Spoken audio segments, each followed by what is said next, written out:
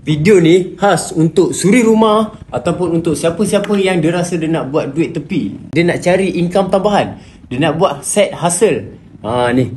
Kita ada satu peluang yang best. Yang siapa nak buat side hustle, kita ada satu produk yang sangat-sangat best. Ni nama dia Setitik. Setitik ni dia pengganti gula, tapi dia zero kalori. Tapi sebenarnya yang zero kalori ni dia dah banyak dah dekat market, dah banyak dah brand. Dan untuk Setitik ni pun harga dia lebih kurang je yang macam dekat market sekarang. Macam yang saya pegang ni, Setitik sweet grape, dia ada sweet grape, dia ada yang original. Yang ni sebotol harga dia RM30. Kalau korang tengok dekat platform-platform lain, harga dia semua main-main dekat situ je.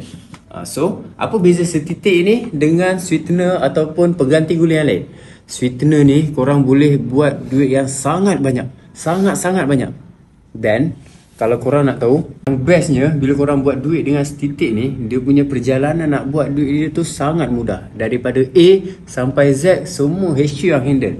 Dia punya closing, dia punya pegang produk, penghantaran, semua HQ yang akan handle. Kita cuma share ataupun kita bagi link, dia adalah proses dia. Tapi yang paling penting, kita tak payah nak buat closing ke apa. Kita just share tu, lepas tu nanti AI yang akan bantu untuk close. Dan dia punya commission tu memang best, sangat-sangat best. So kalau korang nak tahu berapa banyak yang korang boleh buat dengan produk Setitik ni, korang PM sekarang. Nanti kita sembang.